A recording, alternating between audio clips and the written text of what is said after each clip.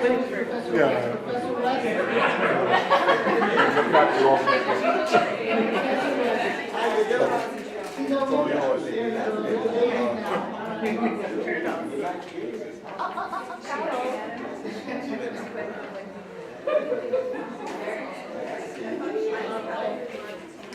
afternoon again, buenas tardes.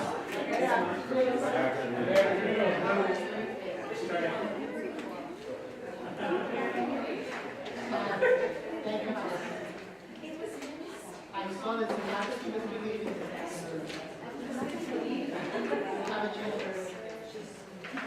I am very, very pleased to present to you Reverend Dr. Pamela White. We've had the opportunity to read the flyer placed around the building announcing her lecture this afternoon. You're going to know that she is the Ben and Nancy Clapp-Peltier Professor of Pastoral Theology, Care and Counseling at Columbia Theological Seminary. She was also the recipient of the American Association of Pastoral Counselors 2005 National Award for Distinguished Achievement in Research and Writing. She had recently returned she received a Fulbright and returned from Vienna, where she studied and investigated the religious themes in the writings of Freud and his followers. Professor Cooper-White has many interests, and we in the committee found her to be engaging, interesting, but really interesting to us, and I think what captivated us was the fact that she is so much involved as a teacher. She cares about what happens in her classes. She has experience in teaching doctoral level seminars, doctoral students. She works with the consortium of schools that comprise Emory, Columbia Theological, and the Interdenominational Theological Seminary. That's correct? It was three. Center. Yes. Okay. And we wanted to bring someone to campus that is not only highly respected in the field, considered a leader, a researcher, someone who investigates and writes and thinks and teaches, but someone who is also very much involved in ministry. She advocated for domestic and work to be areas of domestic violence and domestic abuse. And she is a pastor. She's ordained in the Episcopal Church. And so the qualities that we all in the committee found very, very important to the work and that we'd like to see happen as this program moves forward. Welcome, Professor Cooper-White, to Union Theological Seminary.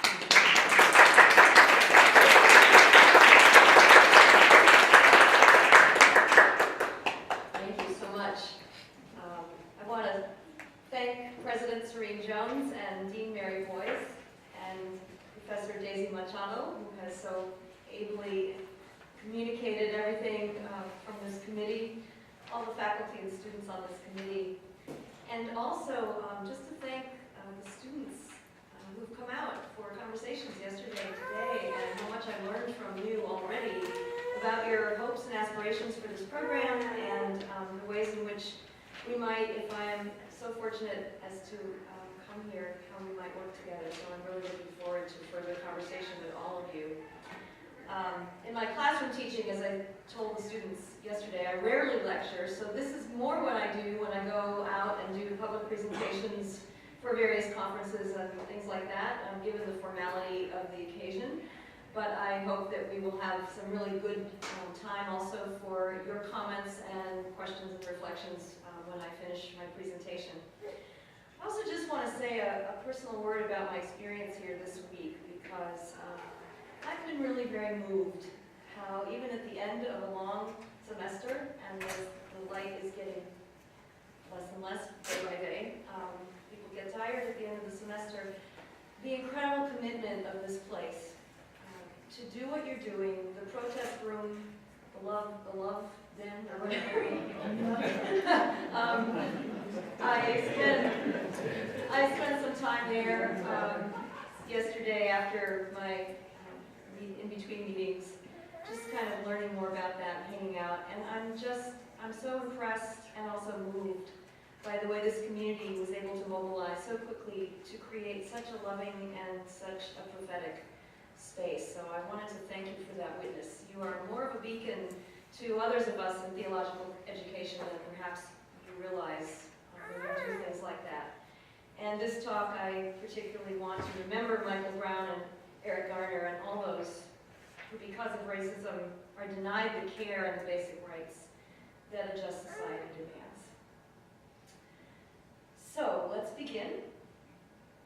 theme today is on a topic that's been intriguing me in my work as a pastoral theologian for quite some time now, a multiple relational understanding of persons in light of theology, care, and social justice.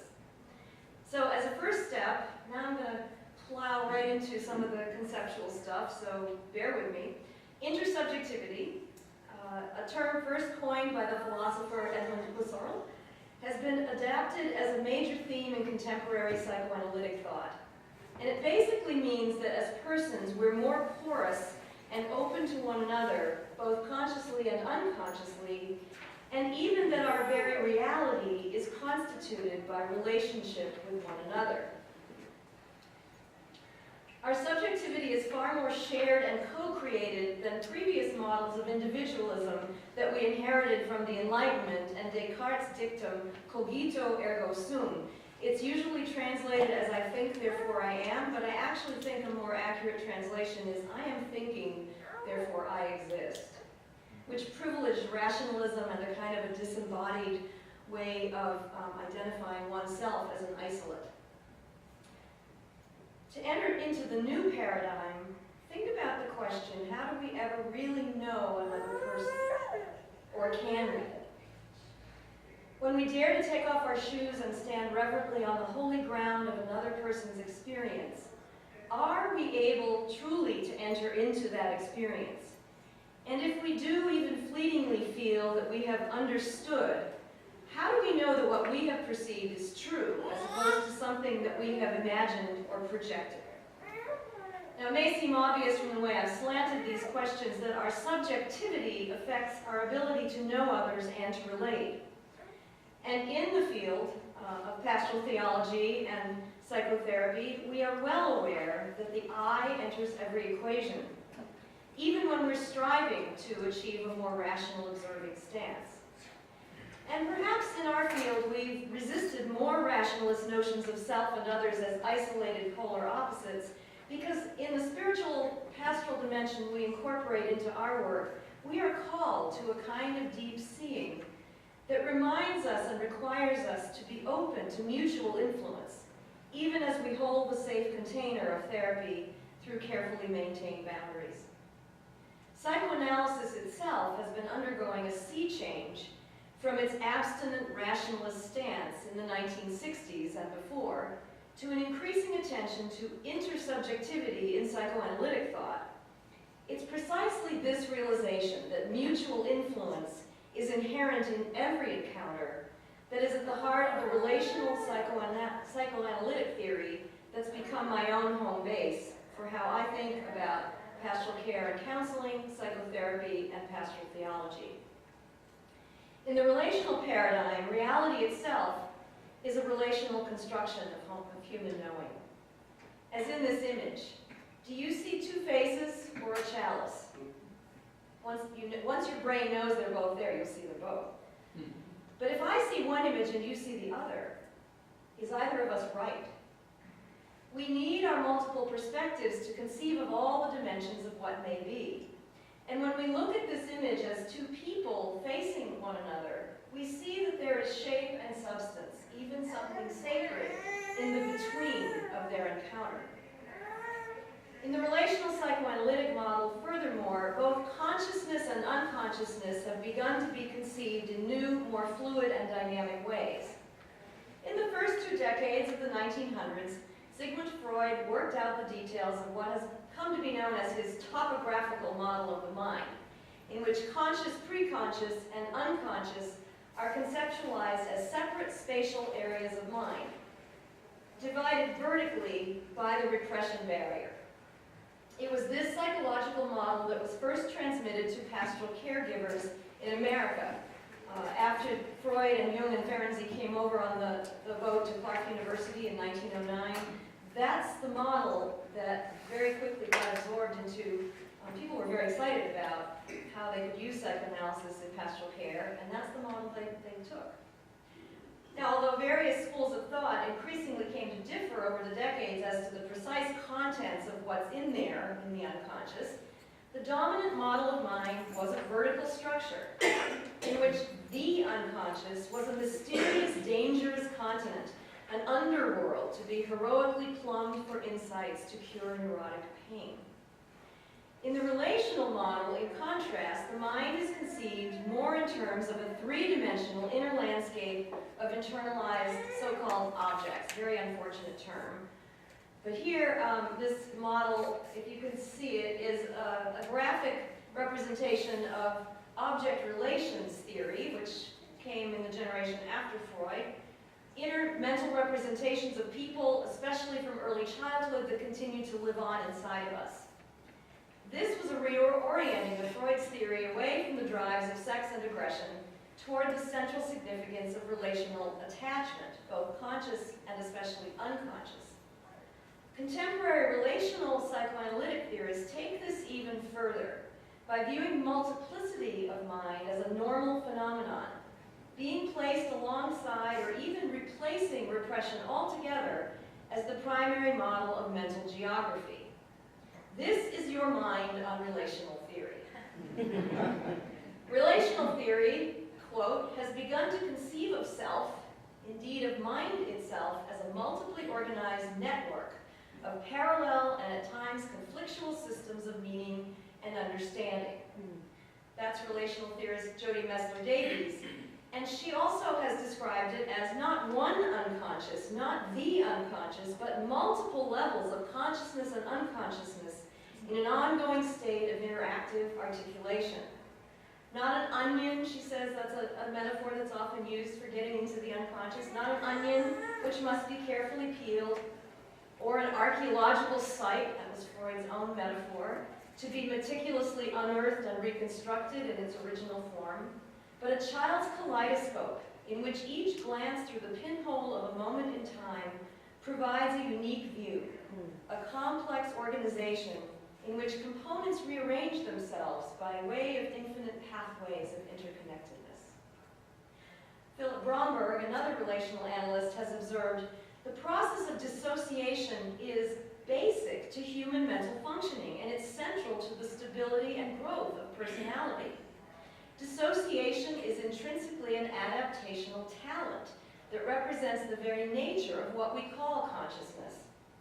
Now, dissociation, he says, is not fragmentation, which is when people, the parts of yourself can't talk to each other anymore at all because there's so much traumatic damage. So he's talking about healthy multiplicity, not traumatic fragmentation. There is abundant evidence, he says, that the psyche is non-unitary in origin, a mental structure that begins in infancy, yes, this is my granddaughter, Maria Gracia, and continues as a multiplicity of cell states that maturationally attain a feeling of coherence, which overrides the awareness of discontinuity. So this, he says, leads to the experience of a cohesive sense of personal identity and the necessary illusion of being oneself. The necessary illusion of being oneself. This sense of being oneself is created from the time we are infants by the holding, both physically and emotionally, that we receive from our earliest caretakers. So ourselves are continually being held together and formed in relationship. Postmodern philosophers have also, from a slightly different vantage point than psychology, called into question the whole notion of a unitary self.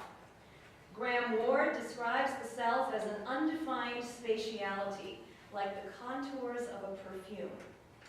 Imagine yourself as an undefined spatiality, like the contours of a perfume. Sit with that for a second. Jane Flax goes even further, presenting a critique of Enlightenment conceptions of a unitary self as potentially oppressive of subjugated inner voices. This is your mind on Jane Flax. She writes, I believe a unitary self is unnecessary, impossible, and a dangerous illusion. Only multiple subjects can invent ways to struggle against domination that will not merely be created. As unsettling as we may find this more multiple, fluid, and spatially conceived model of mind, and I don't know about you, but when I first began to think in these terms and read about these ideas, it kind of did blow my mind. But relational theory, philosophy, quantum physics, and neurobiology are all converging to suggest that this postmodern view may be a more generous and apt description of the true complexity and multiplicity of human life. And this is where the personal widens to the political as well. In fact, as I've argued in my writing, empathy is political.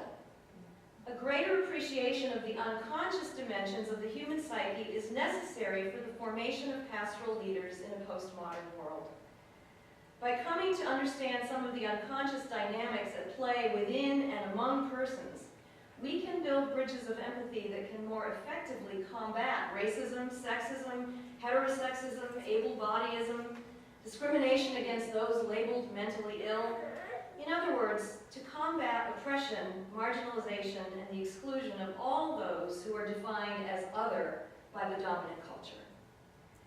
We all contain parts of ourselves who know things we would rather not know, remember things we would prefer to forget, and represent aspects of our personality that we would rather disavow. These parts carry the emotional freight of such knowledge, memories, and identities. These are the strangers that live within us every hour of every day. We want to keep them strange. Yet, as Freud understood, the stranger, the uncanny, is always felt paradoxically as that which we can never know and that which we have always known from our earliest days.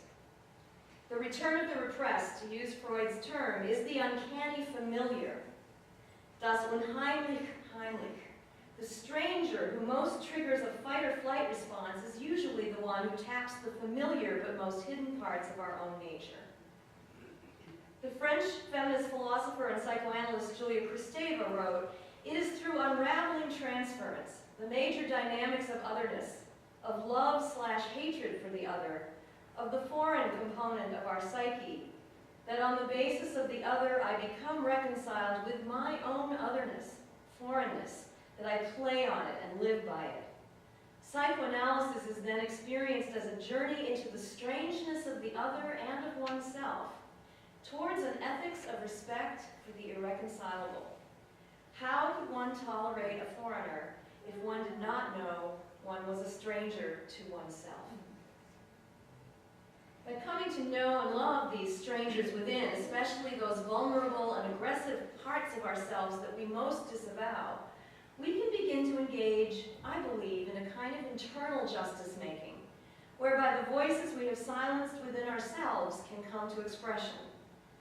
By learning what emotional freight they unconsciously bear for us, and how they may have helped us to survive much earlier emotional challenges in our lives, we can give them new respect and appreciation, even as we may need to parlay our conflicting emotions and impulses internally towards a negotiated peace. The journey of inner peacemaking, which recognizes our unconscious complexity and multiplicity, is what makes us most able, I believe, to meet the demands of external diversity. No longer continually threatened by the otherness inside ourselves, we can meet and enter into genuine encounters with others in the outer world. Such genuine openness of encounter can in turn lead to an engagement in the kinds of negotiations that true relationship engenders, far beyond kumbaya, and a commitment to justice in which the sacrifice of certain assumptions and privileges can be understood as a larger mutual benefit, both to ourselves and to others.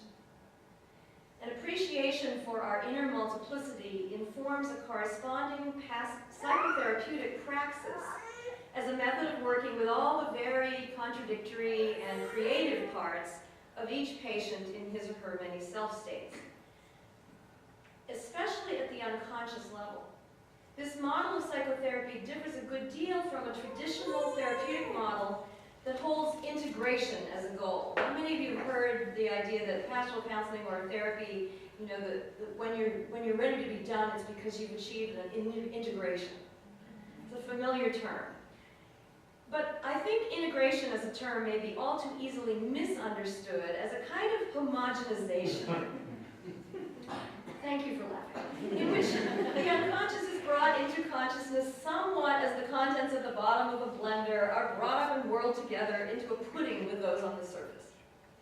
Note the verticality of this blender image, which corresponds to the classical psychoanalytic paradigm of consciousness and unconsciousness, in which the unconscious is deeper, pressed down and out of sight beneath the repression barrier.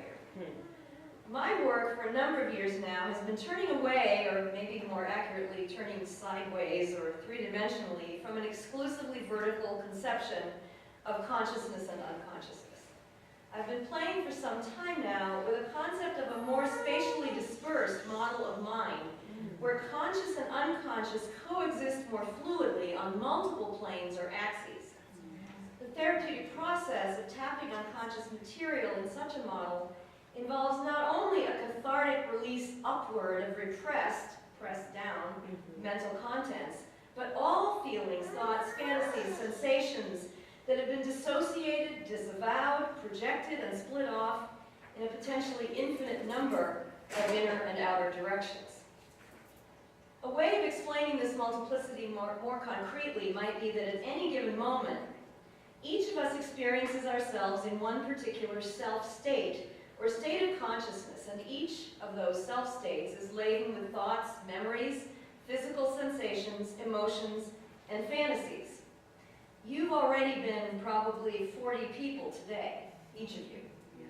Our subjectivity is not monolithic. In this sense, none of us at any given point in time is a unitive self or being.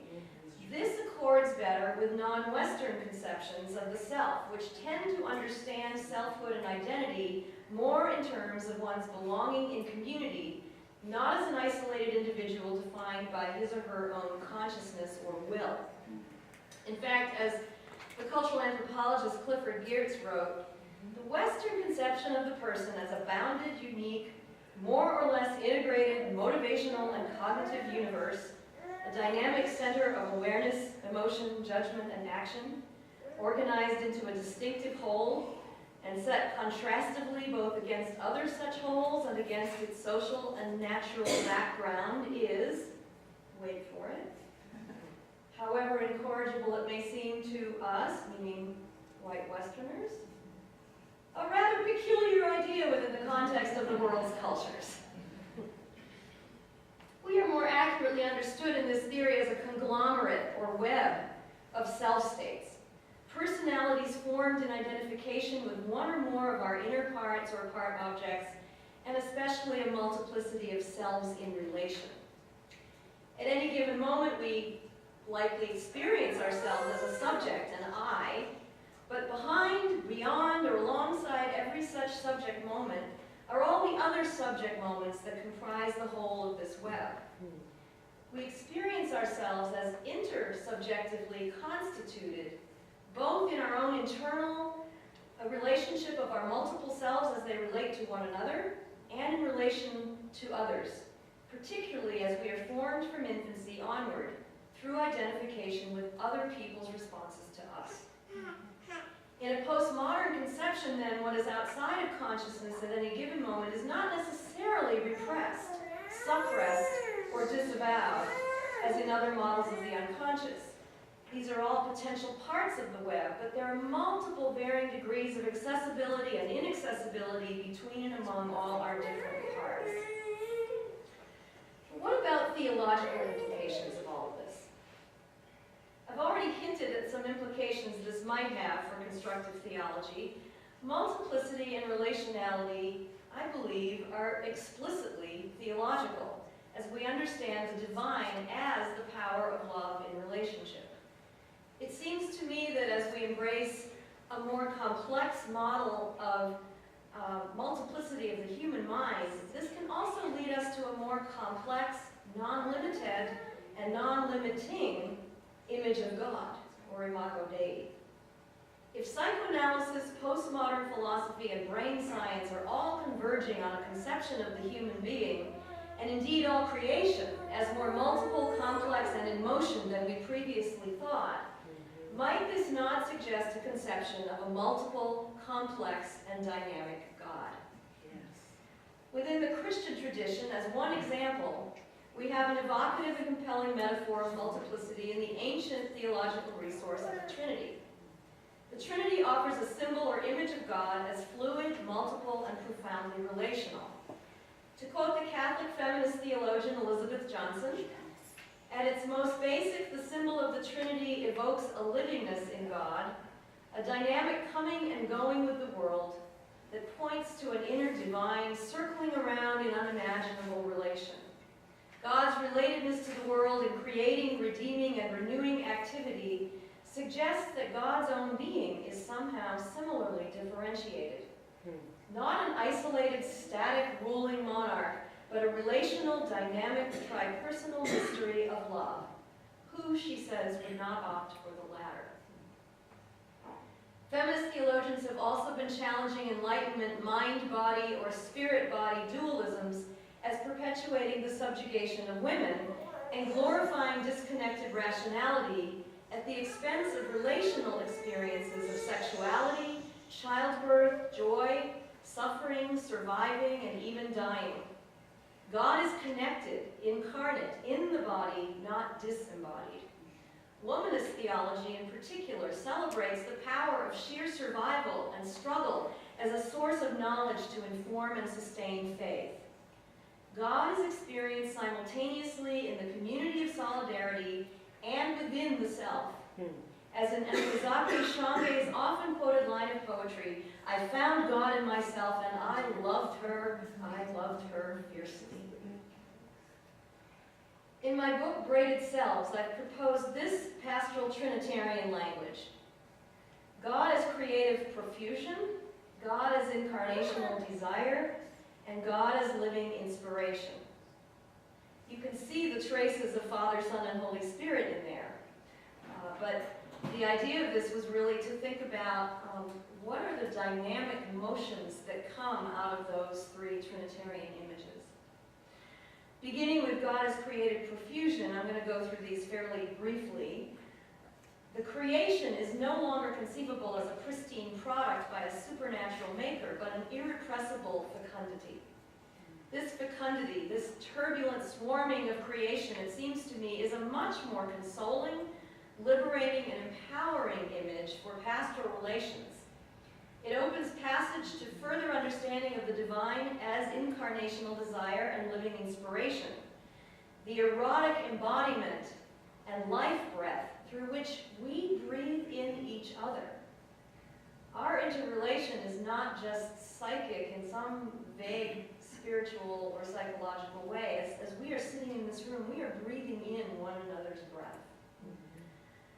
Such Trinitarian imaginings perhaps can open the way toward affirming the dappled, fickle, freckled multiplicity both of ourselves and the real human persons who come to us for our help and in relationships. It's not the attainment of a shiny, polished integration or restoration to oneness that heals and empowers, but increasing consciousness of our own intricacy as we are continually, fluidly, and multiply constituted in the complexity of all our relations. Also, if we accept the idea that consciousness is inherently relational and intersubjective, then our theologies from a variety of faith traditions might be similarly understood intersubjectively. Theology might be framed, hearkening back to St. Augustine, in terms of a mutual, co-constructive, co-generative yearning between humans and the divine. Desire for the other, even God's desire for us and ours for God, reaches across the gaps to create a transitional space, a mutual arena of co-creation.